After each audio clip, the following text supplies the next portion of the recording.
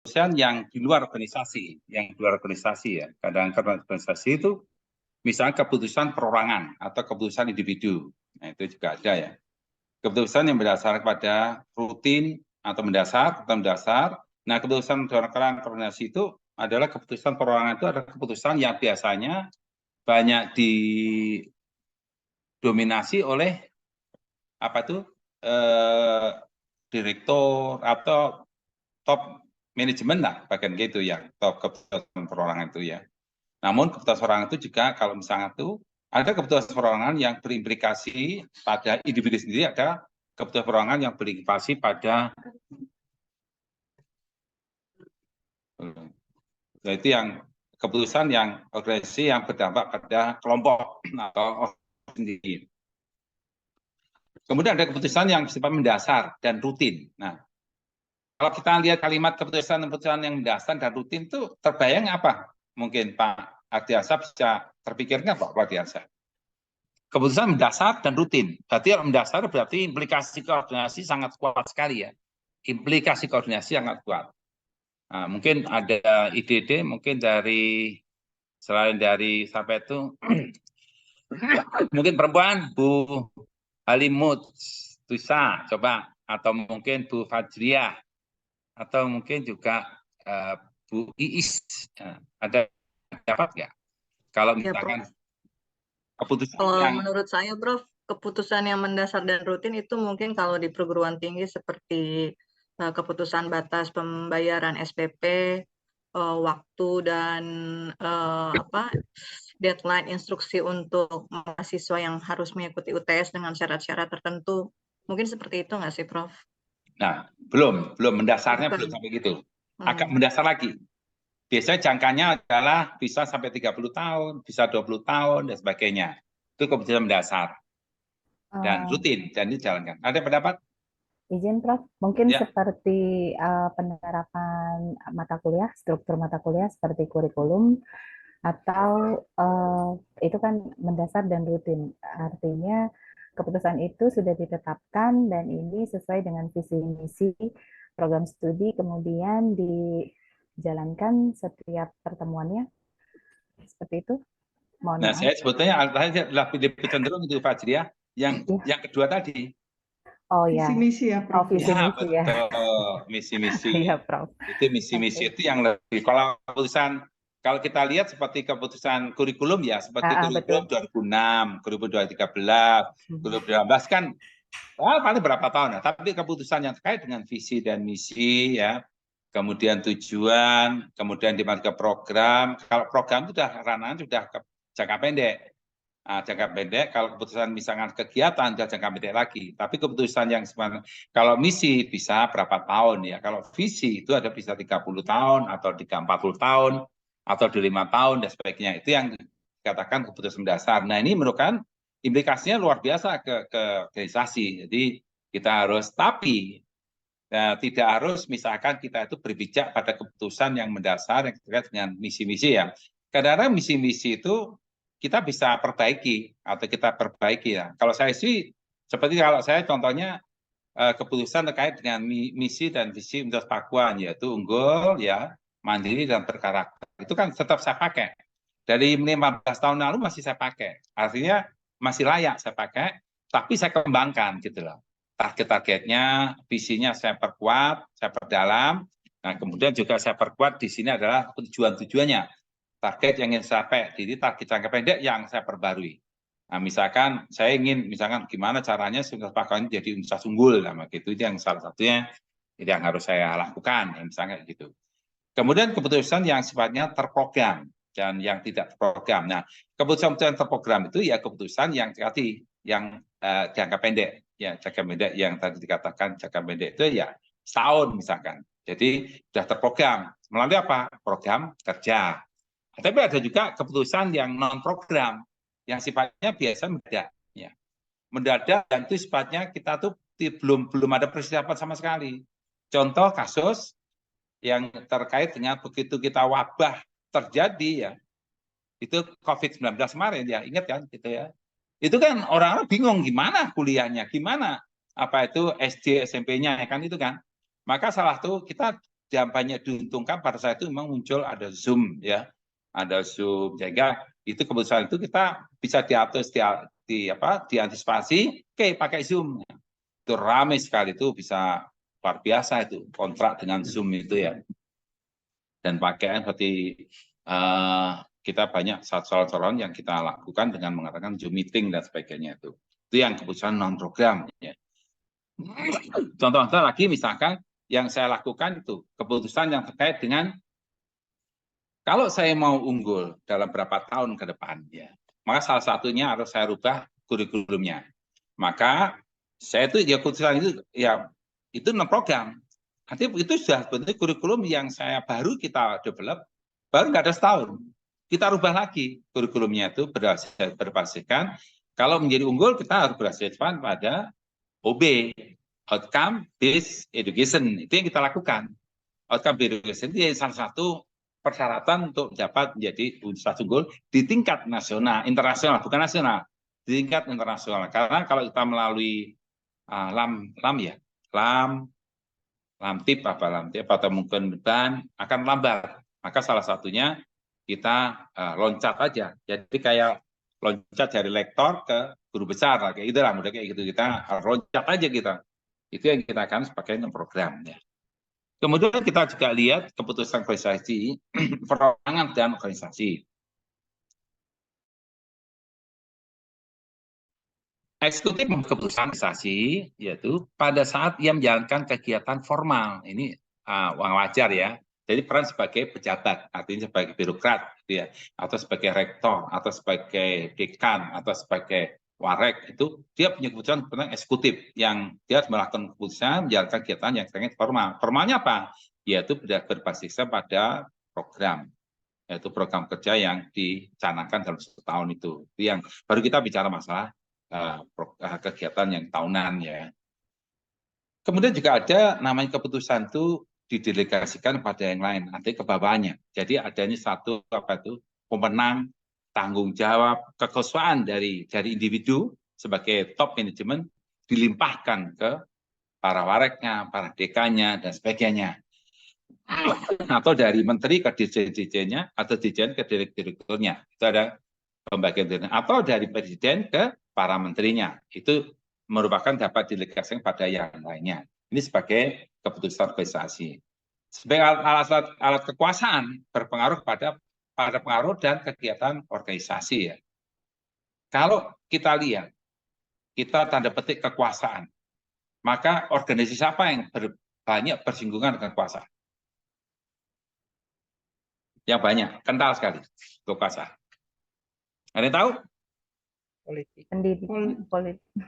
Apa? Politik. Politik, betul. Politik itu sangat syarat dengan kekuasaan. Karena ujung-ujungnya partai kita kekuasaan, menguasai kan gitu kan. Kalau nanti PKS seperti kemarin kita jadikan, kalau PKS berkuasa ya PKS yang bergerak. Kalau misalkan yang berkuasa itu. Nah, seperti kalau itu yang saya ingat itu Fadil Kemtan itu dipimpin orang PKS, mulai dirjennya sampai ke kasihnya itu PKS semua gitu. Kalau nggak PKS nggak masuk itu kekuasaan itu.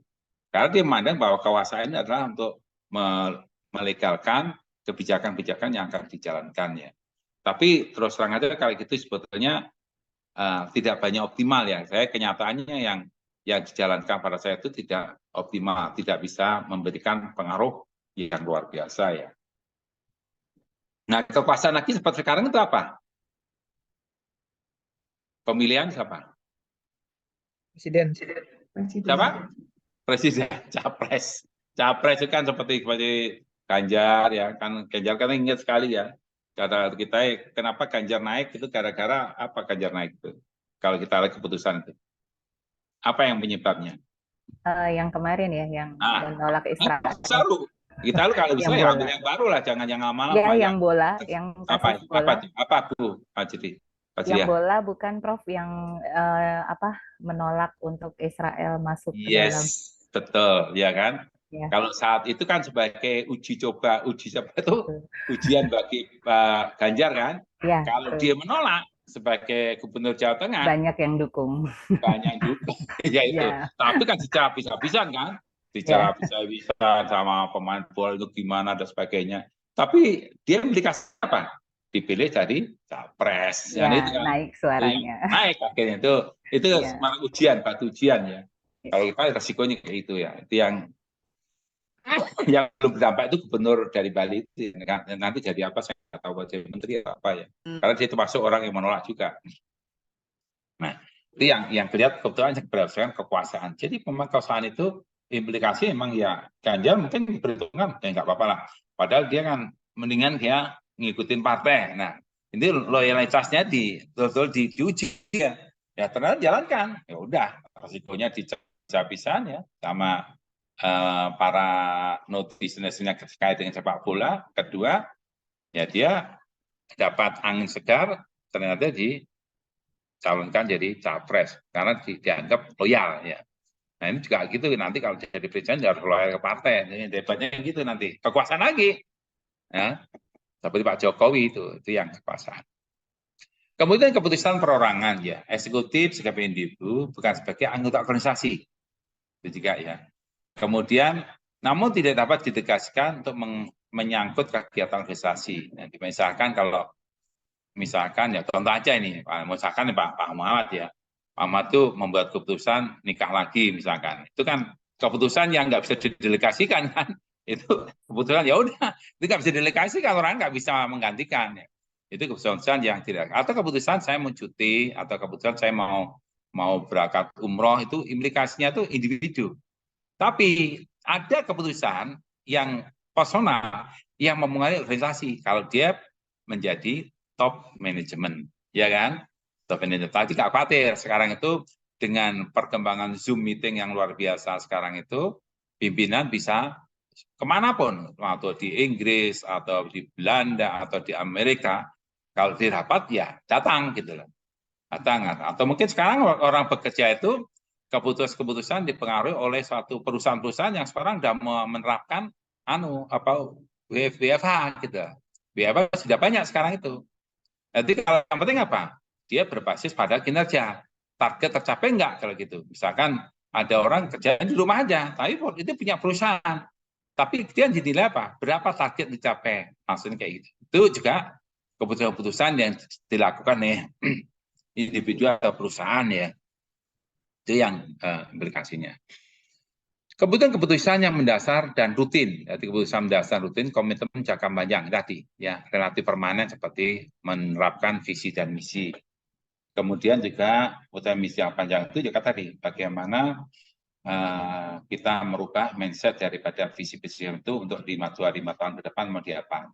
Ini yang selalu dilakukan oleh Jerman, Jepang, ya, dia melakukan demikian. Jadi kalau kita itu masih berpikir, orang-orang kita itu maaf juga ya, dia masih pikir besok makan apa gitu, ya kan? Itu terjadi. Sehingga dikerja mati-matian sampai maaf juga kuli apa orang kerja di parkiran. Kalau nggak bisa kerja di parkir itu keputusan menurut saya itu adalah ranahnya Pak parkir semua, tapi dia masih mikirkan besok makan apa. Karena memang kondisinya gitu gitu. Itu karena pendidikan kita memang belum merata ya sampai ke tingkat perguruan tinggi dan sebagainya. Nah, orang Jerman meskipun pendidikan itu sudah mulai banyak di masih perguruan tinggi ya, namun atau orang yang keterampilan yang punya suatu keterampilan, dia bisa merencanakan 25 tahun lagi kita mau ngapain, Jerman mau dibawa kemana, atau Jepang mau dibawa kemana. Udah punya plan gitu. Seperti dulu kita punya Replita. Nah, kita tuh masih belum komitmen gitu loh. Jadi kadang dirubah, ganti menteri, ganti rubah gitu loh. Seperti kasusnya BKM.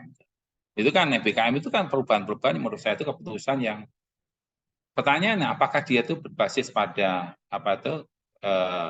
studi atau enggak gitu loh. Itu kan kalau kita kembali ke suatu peraturan itu harus berbasis pada studi yang layak ya. Itu yang kita katakan demikian. Kemudian juga kalau kita misalkan keputusan dasar dan rutin, derajat pentingnya sangat tinggi ya karena implikasi ini tadi. Seperti kita salah mengambil visi dan misi, maka itu akan jadi problem ke depannya. Artinya keselamatan bisa, keuangan, dampaknya sumber daya manusia, dan mereka implikasi ke sana. Jadi misalkan kalau perusahaan itu menempatkan pabrik atau produk jasa yang dibuat, di mana yang paling bagus ya. Itu pemikiran mendalam gitu. Atau kita misalkan yang dilakukan oleh perguruan tinggi sekarang itu ya, perguruan tinggi negeri misalkan. Kalau lihat IPB itu pernah mendirikan di mana, Pak? Ada yang tahu nggak? IPB, dia mendirikan perguruan tinggi di Sukabumi. Ya kan, dia ada cabang di Sukabumi. Brawijaya itu ada cabang Jakarta, ada di Kediri, ya.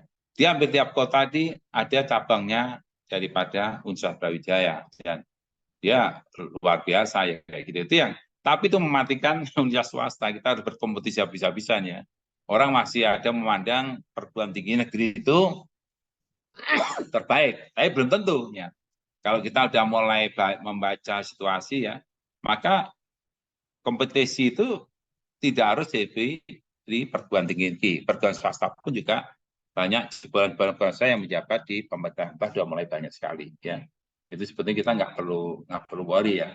Betul kalau kita, tapi itu masih jadi mindsetnya orang kita. Orang kita misalkan universitas apa, UI masih bangga gitu ya.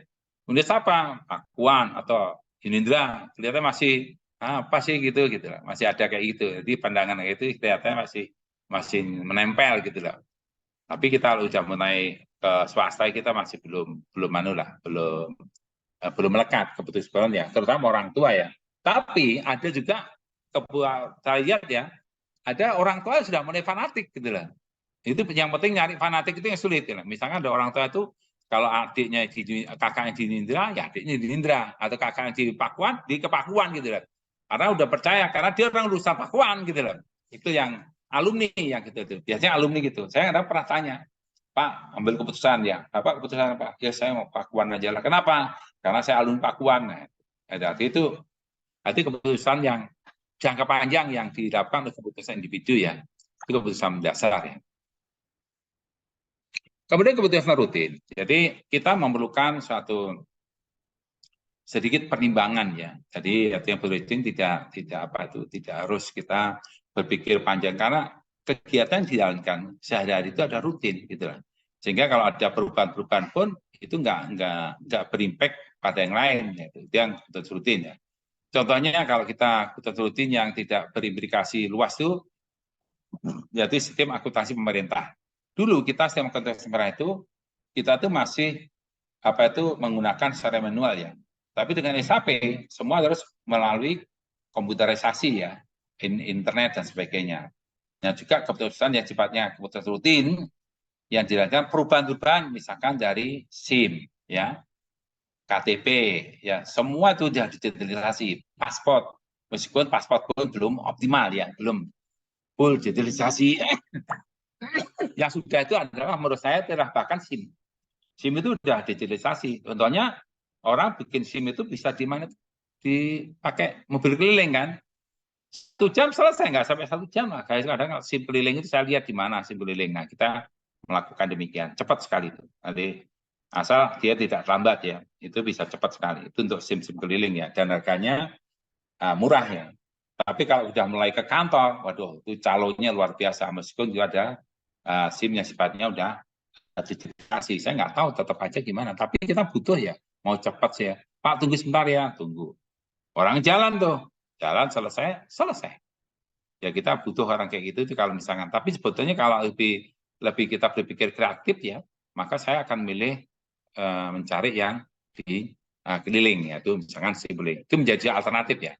SIM keliling itu merupakan satu. Contoh sekarang itu yang terbaru apa Pak? Yang terkait dengan SIM dan yang KTP, yang terkait dengan yang lain yang terbaru apa? Sistem online, Bro. apa? Perbankan. Penghapusan SIM 5 tahun Pak, jadi seumur hidup. Kalau nggak salah Udah, ya itu ya SIM juga itu kebijakan ya. ya, kebijakan yang Apalagi Perbankan yang sekarang mengenai perbankan. Yang baru lagi yang nggak mau muncul lagi apa? Tol, ya kan? Oh iya. Kalau sekarang masih menggunakan card. Nanti ke depan tinggal kita pasang di depannya langsung buka sendiri kan gitu kan? Itu bisa langsung. Itu udah makin canggih aja. Kemudian yang baru yang terkait dengan kesehatan apa? Ini kadang-kadang dosen kadang nggak inovatif kayak ini, kadang baca informasi, lihat nggak pernah perhatikan. Jadi kadang-kadang terkesan terlambat, tapi sebetulnya harus kita terus ikroknya terus dari jalan terus gitu. Jadi bisa lebih apa yang terbaru. Baru diluncurkan itu. Itu keputusan juga itu sebetulnya yang keputusan yang rutin ya. Yang sekarang adalah misalkan maaf BPJS digabung dengan apa? KTP ya. Kalau nggak ada dengan apa itu kan NPWP ya kan? Itu digabung. Jadi kalau digabung kita ada BPJS sudah, kita bisa cek itu. Itu kelihatan udah mulai gabung. Kalau nggak salah KTP, BPJS, sama satunya adalah Pajak ya, Prof. pajak, NPWP. NPWP, pajak itu digabung satu. Jadi orang cek sudah ketahuan begitu. Jadi kegiatan yang sifat berulang-ulang itu adalah keputusan rutin yang kita harus lihat. Meskipun artinya implikasinya tuh mempercepat dan mengefisiensikan. Itu yang kita lakukan. Jadi artinya putusan itulah cenderung memberikan efek terhadap organisasi yang notabene mempercepat, efisien, efektif. Itu yang dilakukan. Namun ada juga masih belum tergantikan karena saya udah apa itu udah cepat, efisien, tapi orang itu masih membutuhkan juga itu loh. Itu seperti paspor aja, kamu saya ngurus paspor aja masih kita harus memerlukan orang lain gitu. Kita online, Pak Oteng datang hari ini, tapi di situ masih juga kita memerlukan orang lain ya. Akhirnya tetap aja kita gimana caranya nanti ke depan itu udah nggak bisa lagi. Jadi kita udah terjadwal nanti. Begitu udah selesai, misalnya nggak datang, kita di-cancel pada hari apa, di-schedule lagi gitu. Maksudnya itu kan lebih bagus lagi ya. Dan seperti SIM keliling itu aja. Paling bagus tuh. SIM keliling menurut saya itu adalah terobosan yang luar biasa. Kalau KTP, udah online belum? Belum. Belum. Masih masih harus datang ke kelurahan. Kalau Ada cek KTP digitalisasi, ya sudah online. KTP digital. Apanya? Belum ya. Belum. Karena KTP itu tetap aja ya. Apa alasan KTP yang paling apa itu bahwa tidak bisa cepat itu? Mesinnya cuma satu. Satu ya, betul ya. Yang mana itu kan sekarang ditarik ke kecamatan, Bu. Kalau di Depok kecamatan dah. Ditarik ke kecamatan. Iya kan?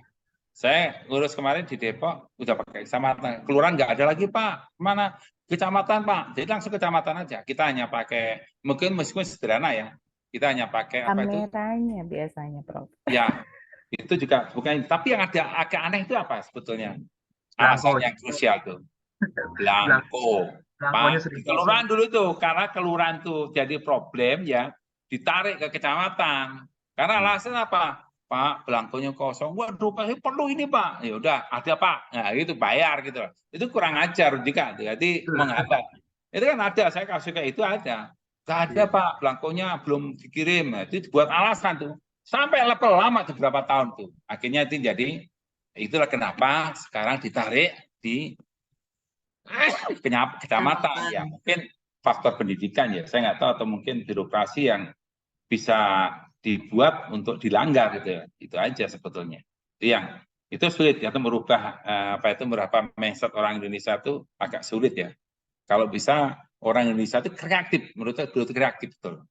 Dia mengingatkan, waduh Pak nggak bisa Pak, ini belangkonya belum datang. Tapi Pak ini penting sekali Pak, ini kalau boleh, ya kalau boleh saya bantu Pak, tapi Bapak bayar gitu. Itu kan kreatif kan artinya, mencari duit, mencari peluang di situ. Peluang gitu. Sehingga kemarin kaget pas saya mengurus kemarin, loh kenapa Pak? Ini Pak KTP udah nggak ada lagi di kelurahan. Di mana? Ditarik kecamatan. Nah, kecamatan mulai agak banyak sih. Saya lihat fotonya ada banyak dan sebagainya. Tapi ada pembatasan lagi gitu loh. Saya nggak ngerti kenapa dibatasi. Itu barang pemikiran orang desa pintar sekali, batasan Pak ini nggak boleh Pak, batas sampai sini ini, aduh ini gimana gitu loh. Sebetulnya apapun yang terjadi itu harus dilayani, naik pelayanan gitu loh. Itu yang menurut saya itu adalah suatu yang menurut saya itu kurang apa ya, Indonesia orang terlalu kreatif lah dalam mengambil keputusan itu. Ya, akhirnya kita nggak jalan dengan optimal. Kemudian keputusan yang program dan non program. Keputusan program itu pada kegiatan tadi sampaikan rutin, berulang-ulang, tetap tidak perlu tindakan khusus. Berarti penyimpangan, nah, terjadi banyak berarti penyimpangan. Nah itu perlu tindakan khusus. Penyimpangan dilakukan oleh orang-orang person biasanya kayak gitu loh. Nah, itu struktural fungsional ya. Kemudian keputusan program menyangkut suatu hal yang baru, tidak struktur. Ya, itu yang tadi COVID ya, kasus yang mungkin COVID. Ya. Atau kita implementasi OB baru lah, mungkin kita bisa lakukan. Kemudian pembuatan keputusan, kita juga berimplikasi misalkan pembuatan tradisional dan modern. Itu kalau jenis keputusan yang terprogram, itu masalah-masalah keputusan rutin, ya tadi saya berulang, dapat diketahui lebih pasti, masalah struktur yang menggampangkan organisasi proses spesifik untuk membuat keputusan. Ya. Tapi tadi bahwa keputusan jenis program itu juga kadang-kadang seperti ada kendala. Kalau kendalanya itu tidak berimplikasi pada keuangan, masalah. Tapi biasanya ada berimplikasi yang sifatnya kayak izin seperti KTP, kalau misalkan SIM yang di kantor pusat ya, kalau SIM di keliling enggak, saya yakin enggak, karena saya sering alami di situ. Tapi yang di sifatnya kalau STNK ya, STNK itu problem tuh Pak, STNK itu masih. Kemudian juga kita tuh betulnya salahnya itu apa? Kita tuh nggak punya big data. Jadi ke depan itu kalau KTP sekarang berlaku seluruh di Indonesia enggak? Kenapa? Namanya surat ya. Namanya surat menyurat itu tidak berlaku seluruh Indonesia seperti STNK ya. Kalau STNK itu mestinya kalau bisa berlaku sampai bisa berlaku seluruh Indonesia misalkan. Apapun kita bisa akses gitu. Orang misalkan kalau katakan Pak Vicky ya, dia rumahnya di Probolinggo ya. Suatu saat Pak Vicky kerja di Jakarta. Nah menetap tuh. Beda motor di Probolinggo. Ya seharusnya dipermudah lah. Pengurus di Pak Vicky ke tempatnya, misalkan ke tempatnya ngurus di Jakarta pun bisa gitu loh. Itu yang menurut saya itu dilakukan. Dan itu saya itu tertarik pada waktunya di Jerman, ya kan? Di Jerman pindah. Saya dari Mannheim, kota Mannheim. Saya siang lapor, ya, karena malam saya berangkat. Lapor, saya besok pagi ya lapor. Dan orang di sana paling disiplin kali itu. Disiplin sekali. Dari paginya lapor, dicek, udah ada data saya di Plansbook sana udah ada. Jadi aksesnya adalah big datanya ada, luar biasa big datanya. Dan kita belum mampu. Mampu, tapi kelihatannya itu apa ya? Ya itu lah bisa, kenapa nggak bisa online gitu lah. Itu yang kenapa nggak dibuka? Nanti ada apa itu istilahnya arogansi, mungkin saya arogansi kabupaten, arogansi provinsi, arogansi itulah yang kayak gitu itu. Itu yang menurut saya itu, ya kalau misalkan kita harus pajak pun ya, kalau kita membayar harus orang Probolinggo aja Probolinggo nggak masalah, kita online aja gitu. Toh duitnya masuk ke Kemenkyu kan, itu nggak terpikir gitu loh. Itu yang kadang-kadang saya juga nggak ngerti kenapa sistem kita, karena big data kita sangat rendah sekali. Nah, perlu kita mengembangkan big data ke depan supaya kita bisa mengembangkan ini jadi keputusan ya. Kemudian tradisional kebiasaan, jadi rutin lah kebiasaan itu ya yang biasa ya keputusan tradisional ya. Itu biasanya tidak memberikan asal sesuai SOP rutin ke kantor nggak masalah. Atau mungkin sudah sesuai organisasinya seperti biasa dari kasih ke kasubdit ke direktur ke dirjen. Itu udah biasa lah. Jadi kebiasaan yang sifatnya adalah sistem informasi bisa kita lakukan dengan baik dan biasanya itu sudah melembaga, sudah terstrukturisasi, organisasi sudah pas. Tapi beda dengan keputusan modern. Operation research. Contoh operation research apa Bapak Ibu sekalian? Ada yang paham?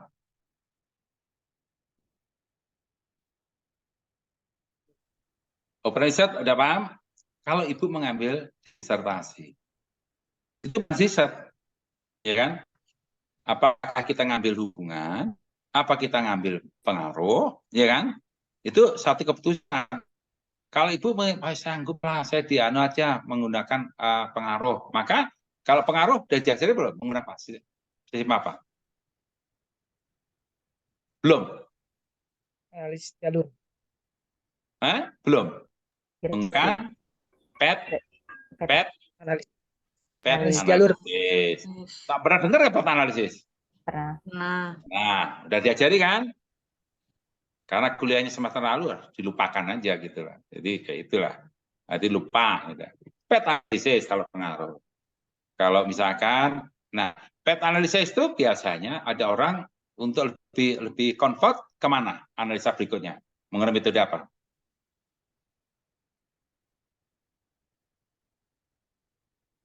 Ayo jawab apa? SEM, SEM. PLS ya, menggunakan SEM PLS. SEM PLS baru kita biasa langsung menggunakan analisa C-form. Itu by riset. Tapi hubungan juga itu, hubungan juga bisa biasanya analisa kuantitatif, ya, kemudian analisa kualitatif, baru kemudian kita perkuat dengan menggunakan metode apa itu? Metode, aduh lupa ini.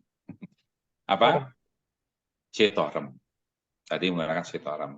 Nah, kemudian juga kita bisa menggunakan lagi, bisa tidak harus menggunakan SEM PLS. Kalau kita hubungan ya, kita bisa menggunakan hubungan itu, kita bisa menggunakan analisa regresi ya, regresi juga bisa. Tapi kelihatannya regresi sudah kuno, orang katakan kan sudah agak kuno, orang udah cenderung pakai SEM PLS dan sebagainya ya. Kemudian baru kita kalau betul kita bisa melakukan untuk dianalisa dengan C-form itu. Itu yang kita lihat misalkan operation research-nya. Tapi juga ada analisa matematik. Nah, analisa matematik apa ya? Analisa matematik.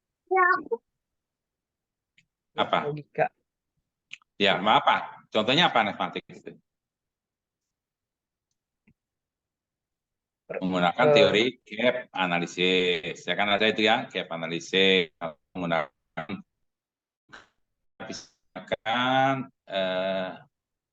apa matematik juga itu yang satu balance scorecard gitu ya. Itu. Nah, tapi juga ada model-model CIPP misalkan, simulasi komputer. Nah, simulasi komputer bisa aja nggak analisa simulasi komputer? Apakah nih orang komputer ada pasti ada komputer ya? Ada yang komputer tadi? Apa yang kalau keputusan berdasarkan simulasi komputer? Banjir bisa nggak di simulasi komputer? Gempa, Prof. Apa? Gempa bumi. Gempa. Ya, gempa boleh. Ya, gempa itu bisa. Tapi juga kita selain gempa, itu juga bisa dilakukan dengan misalkan banjir. Banjir bisa simulasi gitu. Bisa simulasi. Nah, kemudian juga menggunakan peta GPS ya, itu bisa kita simulasi komputer juga bisa.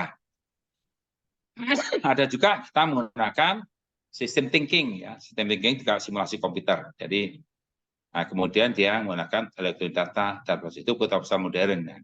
Ini yang sekarang tuh orang lebih hebat, apa lebih happy atau lebih yakin kalau lebih percaya kalau dengan komputer ya, karena itu lebih apa ya, lebih elegan lah istilahnya. Ya, Lebih jujur, Prof. Ya. Komputer lebih jujur. Ya, itu yang kelihatannya lebih sip lah. Kemudian jenis keputusan non program masalah tidak rutin, ya strukturnya itu buruk, jadi mendadak ya sebenarnya itu ya. Kemudian untuk sekali saat, kemudian itu hal baru, ya hal baru yang belum pernah jadi seperti COVID-19 kemarin. Itu kebetulan berdasarkan kebijakan, gitu ya, ditangani dengan proses pemecahan pada umumnya. Kemudian kalau kita lihat tradisional menjatuhkan putusan dengan institusi dan kreativitas, petunjuk praktis misalkan, memilih melatih eksekutif, ya, toleransi dan seni misalkan itu tradisional ya. Apakah kita menggunakan tari apalah mungkin tari jaipong atau memutuskan itu untuk penyelenggaraan dan sebagainya dia harus putuskan dengan baik ya. Sehingga dia itu tradisional ya karena dikaitkan dengan budaya. Kemudian modern, teknik pemecahan, misalkan heuristik, ya digunakan untuk pelatihan pembuatan keputusan, misalkan untuk pelatihan komputer, dan biasanya berbasis pada program komputer. Nah, ada pertanyaan yang menarik sekali. Kenapa makin tinggi manajemen, makin banyak menghadapi permasalahan yang tidak struktur dan banyak membuat keputusan non-program? Kenapa? Ada yang bisa jawab?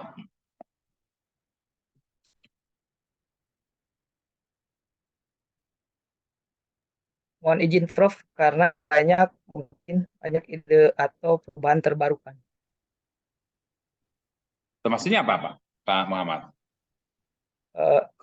Manajemen Kenapa makin tinggi manajemen, dari top manajemen ya artinya itu, makin banyak menghadapi masalah tidak struktur dan banyak membuat keputusan non-program?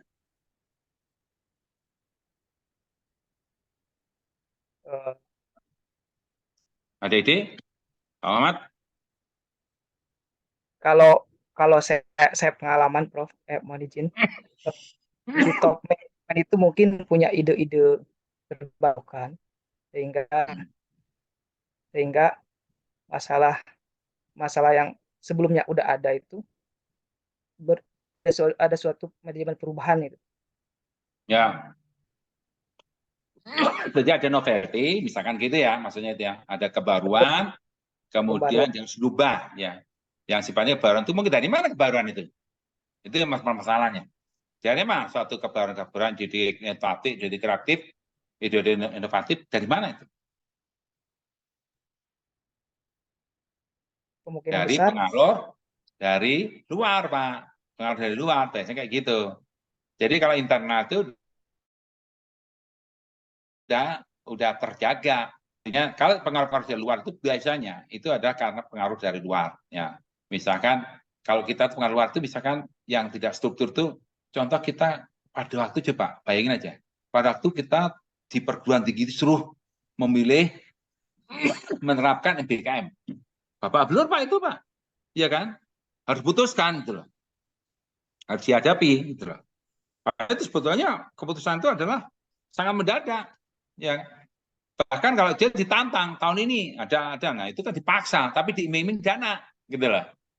Diiming dana, tapi sekarang banyak keputusan di bidang riset seperti Kedai Reka. Kedai Reka itu keputusan sifatnya adalah mendadak, ya.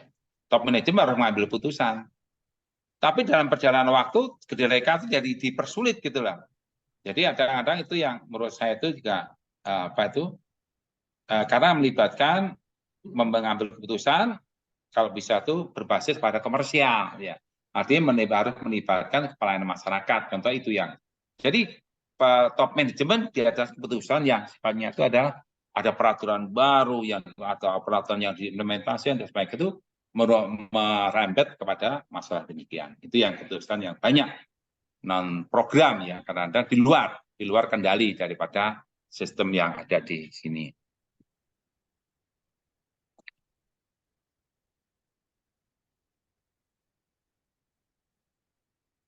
Kemudian ada pembuatan keputusan, tadi saya sampaikan ada keputusan yang terkait dengan klasik, ya sangat rasional, menguraikan bagaimana manajer akan membuat keputusan, ya dengan menggunakan informasi lengkap, misalnya. Bagaimana manajer melakukan kegiatan dalam situasi itu adalah administratif, misalnya informasi perilaku, informasi rasional terbatas. Kemudian kepuasan adalah alternatif pilihan tertanam bagi manajer. Itu diberlakukan kita ngamatin strategi itu. Kemudian heuristik itu membuat strategi untuk menjalankan pembuatan keputusan biasanya jangka panjang. Siapa yang ambil keputusan? Misalkan adalah keputusan individu. Yaitu manajer memilih cara membuat keputusan sendiri tanpa konsultasi dengan yang lain. Itu kalau keputusan individu ya. Nah, kenapa manajer melakukan demikian, Pak?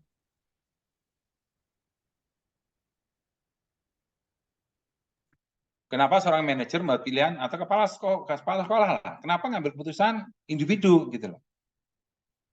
Karena masalahnya bisa dihandle dengan sendiri kali itu. Masih bisa. Nggak terlalu besar masalahnya. Ya boleh, tidak besar dan implikasinya tidak luas ya. Jadi yang itu bisa dilakukan oleh seorang manajer karena dan dia mengetahui permasalahannya gitu lah. Mengenai tujuannya sehingga putusan manajer atau kepala sekolah atau mungkin direktur, rektor dia bisa melakukan demikian. Kemudian keputusan konsultatif. Jadi keputusan dibuat manajer dengan mencari informasi yang diperlukan, advice, pendapat-pendapat dari orang lain. Sebelum keputusan, ditetapkan keputusan yang terbaik. Di sini dia untuk membuat keputusan pun, dia banyak diskusi, minta pendapat orang lain, ya, kemudian yang lain dan sebagainya itu, baru kemudian diambil suatu keputusan yang terbaik. Kemudian ada keputusan yang kelompok. Semua anggota berpartisipasi dengan manajer dan persetujuan terakhir dengan konsensus terhadap cara kegiatan yang diputuskan. Nah, ini adalah ada partisipasi siap anggota manajer ya untuk membuat saya cuma terpaksa karena dia memberikan diri yang kreatifnya ya. Kemudian diputuskan. Jadi cara kegiatan ini diputuskan dengan satu kegiatan keputusan berdasarkan konsensus. Konsensus apa? Rame-rame gitulah. Jadi itu yang kita lihat. Apa manfaat keputusan kelompok? Kita lihat kalau di sini ya. Keputusan kelompok itu informasi dan pengetahuan lebih banyak. Karena apa informasi dan pengetahuan lebih banyak? Karena ide-ide itu berasal dari masing-masing anggotanya. Ide-ide itu berasal dari ide-ide yang dikemukakan, ya kemudian dia diambil satu difilter sedemikian rupa sehingga dia bisa menemukan banyak alternatif keputusan. Ada plan A, ada plan B, ada plan C dan sebagainya. Jadi yang banyak ditemukan alternatif dicapai bukan di karena informasi yang pengetahuan. Jadi memang ada keputusan itu tidak bisa memuaskan semua pihak ya Bapak-Ibu sekalian ya. Pengertian lebih baik atas keputusan akhir karena anggotanya. Itu bisa lihat ya tulisan anggota merasa terlibat. Kalau udah anggota terlibat, masa dia akan mencerca apa yang diputuskan? Kan nggak mungkin ya. Nah, itu bisa meningkatkan penerimaan terhadap keputusan akhir karena keterlibatan berikut yang merasa bertanggung jawab. Sehingga keputusan kelompok itu biasanya mayoritas itu ya paling banyak disetujui. Ya, banyak disetujui. Tapi ada kerugiannya keputusan kelompok itu. Jadi tekanan kelompok agar semua anggota menyesuaikan kelompok dan buatan keputusan yang tepat. Yang khawatir adalah dominasi individu atau minoritas yang terlibat seperti dapat anggota beberapa anggota mendominasi diskusi. Ini juga orang asal bicara dan sebagainya ya. Ini perlu dikendalikan oleh pimpinnya. Jangan sampai dia dinominasi oleh orang-orang banyak ngomong tapi nggak banyak berbuat. Ya. Itu banyak sekali kita kadang-kadang itu di tempat kita itu ya. Bisa ngomong tapi tidak bisa mengimplementasikan. Kemudian waktu yang diperlukan pembuatan keputusan terlalu lama dibandingkan daripada diskusinya sendiri. Jadi memang lama buat keputusan kayak ini tuh. Dia perlu pertimbangan yang matang ya. Kadang itu terjadi. Tidak ada kejelasan siapa yang harusnya bertanggung jawab. Yang bertanggung jawab ya semua pihak bertanggung jawab di sini. Semua pihak bisa bertanggung jawab terkait keputusan ini yang terkait dengan keputusan yang dikeluarkan sebagai keputusan kelompok. Ini ada proses buat keputusan yang sifatnya adalah kelompok ya. Harus tentukan dulu, yang penting Bapak Ibu, apa yang target yang diinginkan. Seorang manajer, tugas apa yang akan dilaksanakan. Tujuan Pak, penting. Tujuan Bapak Ibu ya harus dibagi menurut pentingnya. Mempertimbangkan juga berbagai alternatif, solusi ya. Kemudian nilai alternatif yang akan dipertimbangkan, kemudian kita bisa mengeksekusi dengan tujuan yang ditentukan. Ini penting ya. Kemudian milih alternatif yang dia akan terbaik untuk mencapai tujuan. Karena untuk tujuan itu menjadi goalnya, tujuan akhir ya. Kemudian membuat keputusan sementara untuk diidentifikasi permasalahan karena tindakan perbaikan yang diambil. Pelaksanaan keputusan akhir didukung tindakan lain yang untuk memungkinkan timbulnya permasalahan baru yang kita lihat ini. Pada proses pembuatan keputusan, ini ada konsensus, prosedur parlemen, konsensus, keputusan berdasarkan catatan kelompok. Ini yang kita harus paham ya, bagaimana suatu keputusan itu bisa dieksekusi ya dengan melakukan konsensus. Atau prosedur parlemen atau parlensus ya. Keputusan berdasarkan catatan kelompok. Ini yang kita lihat. Nah, ini kalau kita datangkan konsensus, jadi tentunya win-win solusi ya. Keputusan melalui konsensus, win-win solution ya. Nah, demikian. Kalau kita membuat suatu keputusan ya, jadi konsensus itu bisa bekerja sama untuk mendapatkan solusi yang diterima jadi orang. Harus paham ya, tidak semua keputusan sempurna. Pasti ada yang ada aja suara-suara sumbang itu ada pasti ya. Bila anggota saling percaya dan mendengarkan akan lebih baik, saling menghargai. Ya.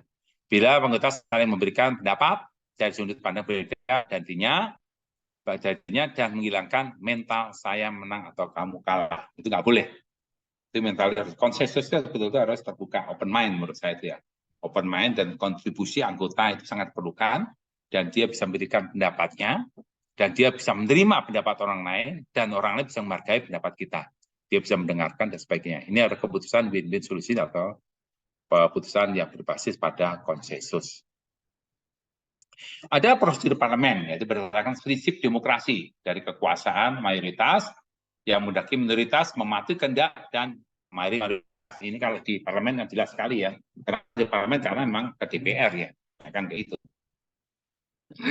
Mayoritas mengizinkan minoritas untuk mengekspresikan pandangannya sebelum kegiatan diambil atau keputusan diambil. Jaminan melalui hasil diskusi, hasil kerja kelompok harus berdasarkan kepercayaan, trust ya. Tidak boleh kelompok yang minoritas mendominasi. Jadi kita harus betul-betul paham kalau keputusan parlementer. Betul diberikan kebebasan. Jaminan diskusi ada, harus berdasarkan kepercayaan dan mengekspresikan pandangannya sebelum kegiatan diambil. Kata keputusan maksudnya itu. Dari sini ada pertanyaan Bapak Ibu sebelum saya lanjutkan.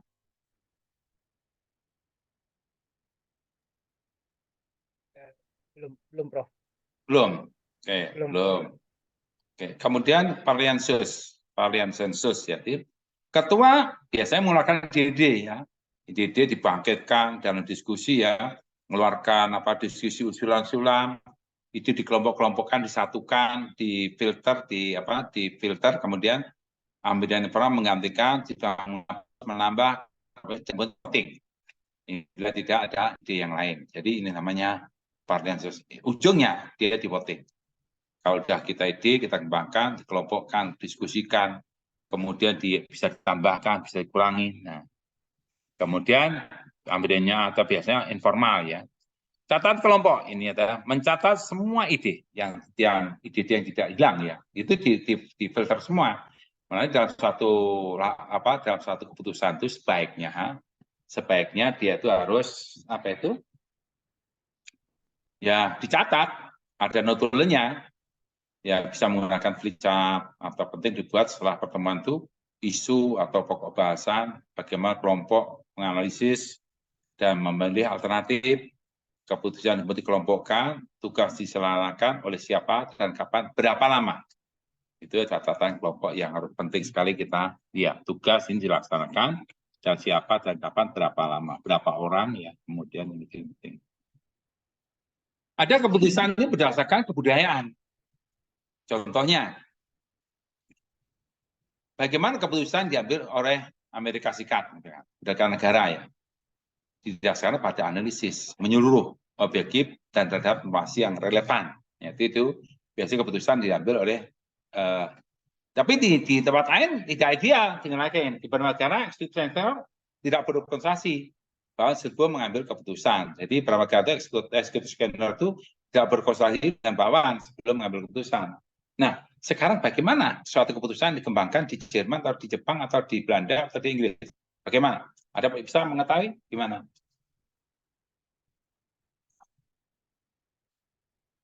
Ada pendapat? Bagaimana cara keputusan yang nanti saya terangkan tapi harus ada ide dulu dari Bapak-Bapak sekalian, Bapak-Ibu sekalian, keputusan yang dikembangkan oleh Jerman.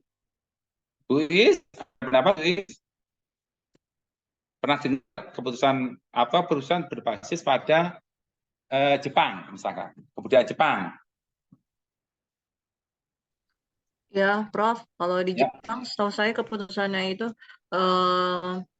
tentang banyak sekolah dasar yang sekarang sudah tidak beroperasi lagi karena minimnya jumlah anak-anak yang lahir. Nah, kenapa di itu? Jepang. Kenapa itu? Karena orang Jepangnya banyak yang tidak mau menikah, sehingga ya nggak mau nikah ya, dia lebih cenderung sendiri. Itu bukan terjadi di Jepang aja, di Jerman juga gitu. Sehingga di Jerman juga gitu, orang jarang mau menikah. Kalau menikah dia pusing, ngurusin anak, ya kan, mau bla bla bla sebagainya itu orang nggak mau. Itu keputusan, tapi yang saya tanyakan bukan itu Bu Iis. Yang saya tanyakan adalah keputusan berdasarkan budayanya dia, gimana budayanya? Pernah baca nggak? Tentang penggunaan kendaraan bermotor begitu, Prof? Bukan. Yang keputusan misalkan untuk normal aja. Jadi hampir semua lini. Dia keputusan yang dikembangkan di Jerman atau di Jepang. Dia keputusan berbasis apa? Kalau Amerika kebanyakan dasar analisis, artinya itu individu. Saya analisis, selesai ini, hasilnya kayak demikian gitu. Itu Amerika. Akibatnya Amerika tidak perlu diskusi dengan bawahannya karena berbasis pada kalau saya misalkan keputusan diambil, oke, saya membuat mobil listrik, nah misalkan berlistrik, dijalankan, dia kenapa dan sebagainya itu dia sudah merasa bahwa itu sudah dianalisa berbasis pada analisa yang menyeluruh tadi terhadap informasi yang relevan. Tapi bagaimana kondisi di Jerman atau di Jepang atau Belanda atau Inggris atau mungkin di Indonesia? Ada pendapat lain? Pak Vicky mungkin nggak bisa bantu, Bu Liis. Mungkin berdasarkan undang-undang yang berlaku di sana kali ya Pak. Seperti di Jerman kan. Enggak dalam mengambil keputusan antar di organisasi maksud saya itu. Ada pendapat Bu Siwi? Bu Siwi atau Bu Fajria? Ini batuk saya itu ada yang kena angin kayak itu. Bu Endang, ada Bu Endang? Belum, Prof. Berdasarkan teamwork. Oh enggak, teamwork. Itu yang saya suka sekali ya. Tapi di Indonesia itu masih belum membudaya ya. Orang masih kalau di Indonesia itu paling santer apa Pak? Ibu? Keputusan berdasarkan apa? Musyawarah, Prof. Musyawarah mufakat. Itu di Pancasila. Ya. Tapi kalau Kepentingan keputusan pusat. keputusan terpusat. Keputusan partai. Apa? Keputusan terpusat. Keputusan Terpusat. Masih Politik, mana Prof. terpusat Bu? Indonesia itu keputusan politik. Kalau di Indonesia itu cenderung siapa yang memegang kekuasaan. Jadi Itu kalau artinya apa? Ilmu apa yang pakai? ABS, asal Bapak senang. Ilmu pokoknya Bu. Oh ya. Pokoknya saya melakukan gini ngomong apa kamu ngikut ya udah anak buah ada usulan anak buah kamu apa ngerti apa saya ngerti ini ya itu pokoknya dan direktur sehingga itu terjadi itu Diktator pokoknya ya, saya Prof. melakukan gini kamu ngapain Ya. kamu udah ikut aja lah gitu loh itu yang kadang saya juga kesal juga punya bos-bos kayak gitu itu karena kalau ilmunya itu pokoknya udah kita nggak Ya. bisa. Jadi Tapi bukan musyawarah mufakat ya, Prof? Bukan itu di Pancasila aja gitu, Ya, tapi implementasi beda. terpusat. Ya, musyawarah mufakat itu akan beda sekali gitu. Itu yang kita lihat ya. Nah, kemudian juga kalau di Jerman sama teamwork, kita kadang juga kita mulai dikenalkan FGD ya. Tapi begitu FGD itu juga tetap aja masih arogansi ada tuh. Saya dulu pernah membuat keputusan masalah apa itu terus terang perubahan jadi BRIN dari analisa dari saya. Jadi saya membuat studi bagaimana sih potret untuk riset ke depan. Saya studinya ada. Itu ada 500 halaman, gede sekali. Saya dapat dana dari World Bank, sebetulnya kemarin konsultan World Bank saya analisis bagian itu jelas. Maka sebetulnya kalau mau Indonesia maju, maka dia harus punya lembaga riset mandiri, tidak tergantung kepada Kemendikbudristek, tidak tergantung dari yang lain. Dia harus ada tersendiri. Dan dia sifatnya adalah koordinatif. Jadi jam perintahkan kemanapun, perguruan tinggi melakukan ini, dah ada blok grant. Kemudian misalkan 8 blok grant kayak gitu. Maksudnya gitu dulu, tapi enggak. Itu dihancurkan. Sekarang 8 enggak ada, 8 enggak ada. Yaudah, saya bukan keputusan saya. Tapi hasil studi saya mengatakan gitu loh. Tetap ada Batam, tapi arahnya itu ditentukan oleh kebutuhan itu gitu. Sehingga harus tidak ada riset yang tumpang tindih. Maksud saya gitu dulu itu. Jadi LIPI melakukan apa? Jangan LIPI melakukan A, BPT juga melakukan A dan sebagainya. Itu kan nggak benar gitu loh. Itu yang menurut saya itu di situ akhirnya ada perbedaan dalam hal saya nggak maksud, tapi meskipun inisiasi dari keputusan saya membuat satu harus lembaga mandiri udah benar dari BRIN itu, tapi yaitu karena dalam beberapa tahun ini dibombardir sama DPR kan, apa hasilnya, mana hasilnya kan itu. Ya kita harus mengintrospeksi, itu pengambil keputusan yang ada di Indonesia. Di negara, institusi ini perlu berkolaborasi dengan bawahan, ini yang sangat timbul. Ini masih bawahan, masih penting sekali ya. Dalam semua aspek pengambil keputusan berbagai norma budaya berbeda menentukan cara yang berbeda juga. Ya. Pengambilan keputusan di Tiongkok, di Cina, ya itu ada sebetulnya. Kalau saya itu ada keputusan yang dia itu masih berbasis pada birokrat keraton gitu loh. Birokrat keraton gitu loh. Contohnya gini, jadi misalkan saya ingin putusan pemenangan tender gitu ya. Itu bukan berdasarkan pemikiran apa ya. Karena dia memandang dia diundangi yang sudah pilihan sebetulnya. Hanya alternatif A, B, dan C gitu loh. Jadi kadang-kadang saya juga bingung. Kadang-kadang loh, kenapa? Kalau orang Amerika kan time is money ya.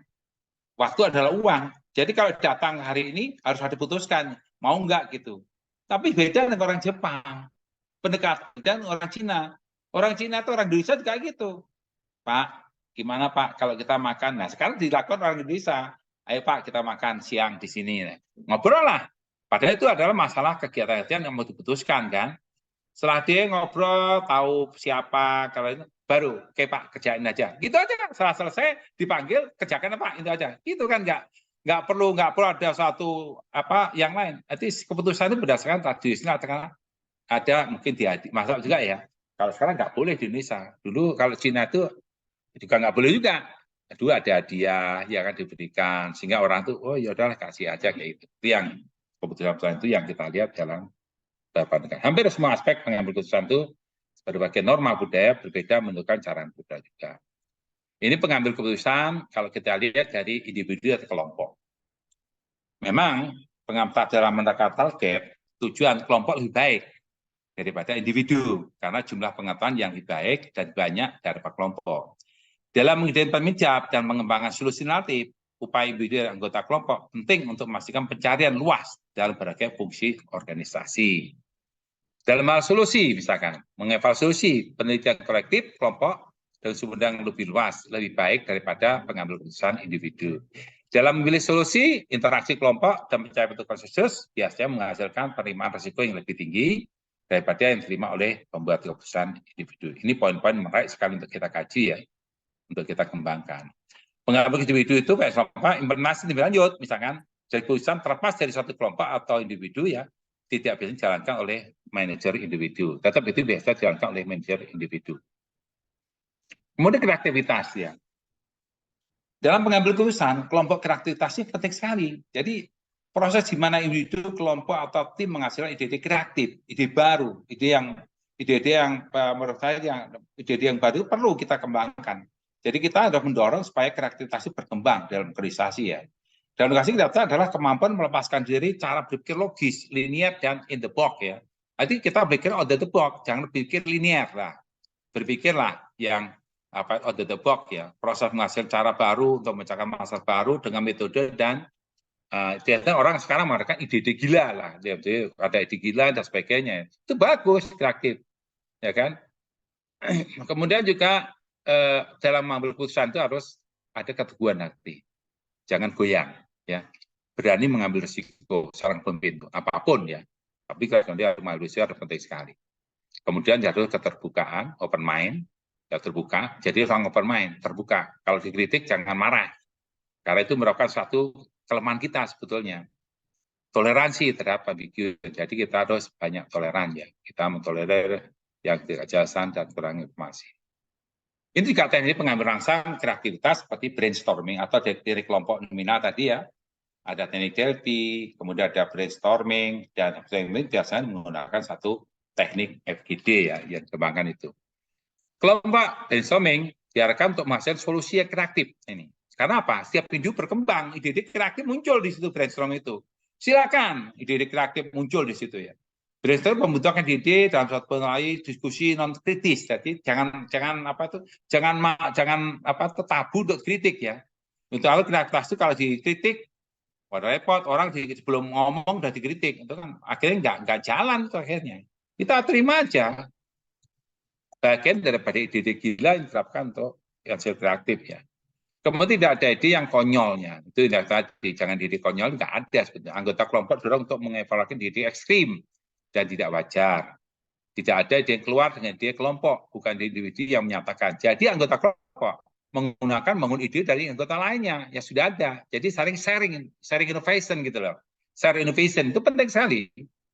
Tidak ada ide yang dikritik. Ini penting ya. Jangan ada orang punya mentang jadi kepala sekolah atau kepala program atau dekan ya, atau rektor pun sekalipun ada ide dimatiin gitu. Itu nggak boleh. Kita harus mendorong supaya ide tetap berkembang dan kreatif. Teknik DEPI itu metode penerapan keputusan itu berbasis pada membandingkan pendapat anonim ya, melalui kumpulan kuesioner berurutan, memiliki keuntungan didapat dan memiliki berapa penilai dan menghilangkan pengaruh bias yang terjadi pada interaksi tatap muka. Kemudian ada metode yang berbasis pada NGT, nominal group teknik. Jadi metode pengambil keputusan yang tadi dalam suatu pertemuan yang sangat struktur, keputusan kelompok itu didasarkan pada penilaian matematis. Yang kalau kita lihat data di sini. Nah, anggota kelompok individu masing-masing mencatat ide-ide masalah dipecahkan ya. Teknik kelompok menilai 4 angka. Tiap anggota kelompok menulis di papan tulis ide-ide masalah kesempatan tanpa komentar, diskusi ya. Setiap pernyataan tulisnya didiskusikan, mempersempitkan. Anggota tim bisa memvoting, dibuat ranking. Itu ada teknik langkah-langkah menggunakan nominal 4 angka.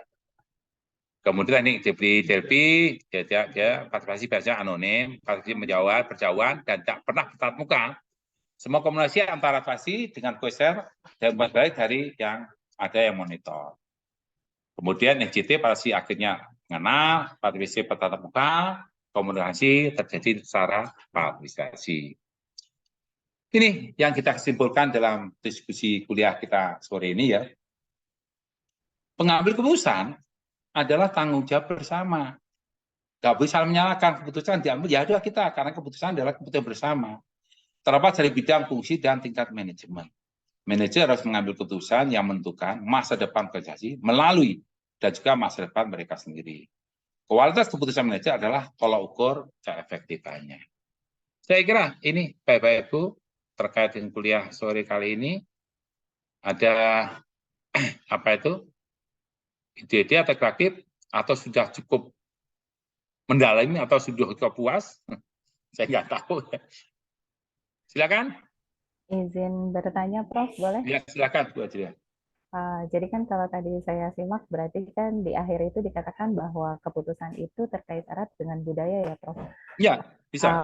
Ya, apakah bisa dikatakan kalau kita ingin keputusan kita itu dijalankan atau keputusan kita itu bisa diterapkan dengan baik, maka langkah pertama yang dilakukan oleh pemimpin dalam hal di sini adalah top manager, merubah budaya tersebut atau mengikuti dengan budaya yang ada, Prof. Soalnya kan agak sedikit susah ya, seperti yang tadi Prof kita ketahui kalau di Indonesia itu kan agak-agak susah. Nah, biasanya yang top manager ini rata-rata itu bukan berasal dari hasil didikan dalam negeri, jadi membawa ide luar seperti itu, Prof. Nah, itu bagaimana ya? Terima kasih, Prof. Ya, biasanya kayak gini, Bu. Jadi kadang-kadang kita kan ilmu pengambil keputusan berkembang pesat sekali kan, Bu. Ya. Jadi kita memang ada beberapa hal ya. Kalau saya sebetulnya budaya boleh, Bu ya. Budaya boleh. Tapi dalam sekarang itu kalau kita mengembangkan kepemimpinan budaya, ditangkap KPK, Bu. Ya kan? Budaya kita kalau misalnya mau keputusan kan kita pendekatan individu, ya kan? Nanti dikasih gratifikasi, ya kan? Itu ketangkap kita, dan repot. Ya. Jadi perkembangan itu ribet. Jadi menurut saya itu, saya lebih berpendapat bagaimana mengambil keputusan itu, yaitu yang kita lihat adalah ya diputuskan secara bersama. Kita membuat keputusan yang sifatnya adalah hasil dari kepentingan sama, sehingga kita bisa membuat satu plan A, plan B, plan C gitu lah. Itu saya lebih cenderung kayak gitu. Itu menurut saya lebih andal lah daripada kita nanti menerapkan keputusan ala Cina, ala Jepang, aduh repot itu. Karena udah nggak boleh lagi di tempat kita itu. Kita ketahuan aja gratis, kita ketangkap itu ya. Padahal sebetulnya itu kerja sebetulnya itu. Berdasarkan budaya. Lanjut, yang lain. Saya Prof izin Ya, bertanya. silakan, Pak Nandi. Ya, menindaklanjuti tadi pertanyaan Bu Fajriyah gitu mengenai budaya. Karena kita ini kan kebetulan Asia ya Prof ya, budaya Timur lebih kuat. Dan ternyata memang permasalahan di budaya Timur itu hampir sama, di mana ada yang namanya senioritas dan junioritas. Kemudian lebih menghormati yang lebih tua dibandingkan yang muda gitu. Dan kalau yang muda yang memimpin itu pasti akan sudah dipandang sebelah mata. Oh, apa sih yang bisa dibawa anak muda gitu bla bla bla. Ya, betul. Nah, ketika budaya barat itu kan lebih ke individualis ya, seperti tadi Prof bilang gitu. Kalau di luar tuh lebih ke analisis gitu ya. Sementara kalau kita kan enggak gitu ya. Nah, ini mungkin memengaruhi ke pengambilan keputusan di Indonesia salah satunya karena memang ketika seseorang yang muda atau mungkin ya ada yang dia tidak menempuh pendidikan tinggi itu pasti sudah ada kayak dari bawahan tuh sudah ada sentimen kayak dia bisa apa gitu kan ya dia baru anak kemarin sore gitu kan dia masih bau kencur dan sejenisnya. Nah itu terjadi sehingga keputusan yang sudah diambil sekalipun sebagai seorang pemimpin meskipun berjalan tapi biasanya itu tidak akan maksimal karena yang di bawah yang merasa lebih senior yang merasa lebih tua itu akan menentang terus semua keputusan yang diambil. Nah itu kalau kayak begitu Prof, kira-kira apa solusinya sebagai seorang pemimpin yang masih muda, mungkin tidak punya pendidikan yang tinggi, tapi dia punya pengalaman di luar, itu bagaimana ya Prof? Nah, ada yang menarik. Itulah yang saya tadi, kita harus selalu berbasis pada brainstorming menurut saya ya.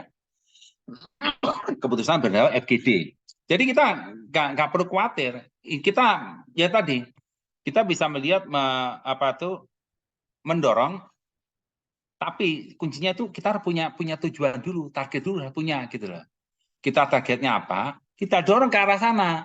Nah itu kalau bisa jadi keputusan suatu kelompok gitu loh. Itu kalau kita kelompok mau orang tua yang misalkan dari mencerca, kita bisa terlelir gitu lah. Sehingga dari pengalaman loh, itu keputusan kita ambil bersama gitu lah. Itulah yang tadi FGD dan teamwork itu menurut saya salah satu kunci. Nanti salah satu kunci memberikan solusi-solusi keputusan yang tadi ternyata anak muda ini mau menerima pendapat saya kan gitu orang itu bisa dianggap penting kan, dianggap penting gitu loh. Saya itu saya dianggap penting ya Pak, ini gimana Pak itu gimana melakukan kayak gitu. Jadi keputusan itu bisa dilakukan dengan model teamwork gitu loh. Itu Pak Randi. Jangan khawatir Pak Randi, masih muda tapi kalau kita itu anggap aja kita diskusi ya. Kita diskusi, ngobrol, nggak boleh diajak. Pak, Bapak gimana ini? Kalau melakukan kayak gini gimana? Oh gitu Pak ya, ya udah. Kalau ini misalkan melakukan kayak gitu, akan apa? Dia keluar ide-idenya kan. Kalau orang dianggap penting, Pak ini Bapak itu banyak pengalaman kan ya. Kita pancing kita pancing sehingga itu bisa menjadi ide kreatif. Nah, ini ide Bapak loh. Bukan jangan ide, yang penting apa? Tujuan tercapai Pak. Tujuan tercapai. Jangan merasa itu pemikiran saya lah. Silakan aja, tapi kita yang penting bagi saya target tercapai, gitu aja. Ya. Terima kasih banyak. Silakan. Yang lain? Boleh, Prof. Silakan Bu Endang. Iya, Prof terkait pertanyaan Pak Randi tadi ya, Prof. Lalu tentang penjelasan tadi seorang pengambil keputusan tuh harus mengambil keputusan yang apa tadi out of the box gitu ya Prof ya. Out of the box ya. Nah kalau dilihat dari era pendidikan sekarang ini Prof kan kita dipimpin oleh Mas Menteri yang memang beliau mungkin pendidikannya dari luar gitu ya Prof ya. Ya. Dengan melaunchingkan kurikulum baru itu yang Merdeka Belajar dan seterusnya itu mungkin ini dianggap keputusan yang agak beda ya dengan kurikulum-kurikulum yang sebelumnya gitu. Nah, apakah ini termasuk contoh dari yang tadi Prof sudah jelaskan gitu, Prof? Ya, itu kita kan Mas Menteri menerapkan MBKM kan ya. MBKM ternyata MBKM itu bukan keputusan dari dia itu mensortir, menimba dari orang-orang di sekitarnya itu gitu loh. Dia punya think tank gitu loh. Think tank yang dia pikir kemudian diimplementasikan sehingga dia itu sebetulnya tujuan kuncinya apa? Link and match, Bu. Link and match. Jadi dia bisa mencakap permasalahan di pedesaan atau bisa komersial. Itu link and match. Jadi orang itu punya keahlian itu bisa ngomong, bisa bertindak gitu loh. Yang target demikian. Itulah MBKM. Jadi dia tuh orang diajari, oke, kamu terjun, dapat ilmu. Jadi kompetensi kamu di mana gitu loh. Itu yang inti daripada, kalau itu sebetulnya sama dengan pemikiran saya sama link and match sebetulnya dikembangkan oleh Profesor Wardi Manjanegara itu loh. Itu yang dulu gitu, link and match-nya itu dipakai, tapi istilahnya beda, MBKM gitu loh. Merdeka belajar, merdekanya ya berpikiran bebas, merdeka ya kita merdeka belajar gitu. Dia tuh bisa milih apa yang sesuai dengan keinginan dia, itu MBKM. Itu Bu, ya. Iya, baik. Makasih, Prof. Oke, Pak Muhammad tadi ya. Baik, mohon izin Prof. Ya, silakan. Terkait pengambilan keputusan, tadi di Jerman itu teamwork ya basisnya. Nah, di Indonesia kan kalau Pancasila itu musyawarah ya. Tapi nah itu bedanya itu teamwork sama musyawarah itu bedanya di mana? Dan apabila kita sebagai mau ngambil keputusan individu itu kan secara satu sisi ya, Prof. Keputusan individu pasti ada resisten. Nah, cara menghadapi resisten itu bagaimana? Ya, sebetulnya musyawarah hampir mirip dengan teamwork, Pak. Sebetulnya tuh keputusan kalau ada resisten tadi, Pak. Tolong Pak, kalau pendapat paling bagus sih pendapatkan silaturahmi, Pak. Silaturahmi paling efektif. Kita datangi, diajak ngobrol, diajak makan, itu paling efektif, Pak. Ide-idenya apa, kemudian sambil ngobrol, sambil makan, ya. Itu paling efektif. Itu untuk menghadapi orang resisten, biasanya kayak gitu. Apa sih maunya kamu gitu, ide-idenya gitu. Banyak keputusan-keputusan di Indonesia itu diambil di tempat makan, Pak. Itulah. Kan kita terkenal tuh, lobby-lobby. Nah, lobby-lobby, selesai itu putusan tuh. Biasanya orang kayak itu ingin apa? Kuncinya apa? Ingin diperhatikan. Nah, kalau orang itu vokal ya, ini ngapain sih vokal? Ada apa vokal itu kan? Ya kita deketin aja. Ada sesuatu yang dia ingin dibalik, ada udang dibalik batu lah, kadang-kadang kayak gitu ya. Tidak semua. Sebetulnya dia kita deketin aja, ide kira-kira apa yang muncul. Biasanya dia punya ide gini lah. Kalau itu misalkan kita bisa adopsi ya, kita putuskan secara teamwork, Pak. Nah, kita pancing aja, Bapak kemana memutuskan ini. Silakan dipancing. Semua orang bisa paham, bisa lihat, bisa mendengar, nah, bisa diuji di dalam satu diskusi itu gitu. Kenapa tidak? Kalau enggak kita tolak, karena dari kepentingan organisasi tidak bisa ditolerir, misalnya kayak gitu. Tapi tetap ujung-ujungnya teamwork itu adalah semua orang berpartisipasi dalam mendevelop tersebut, dan orang harus loyal kebutuhan yang diambil gitu. Itu Pak Muhammad. Baik Prof, satu lagi Prof, mohon izin. Ya, silakan. Kalau diperhatikan kan di Jerman tadi dengan konsep mengambil keputusan secara teamwork itu dinilainya berhasil.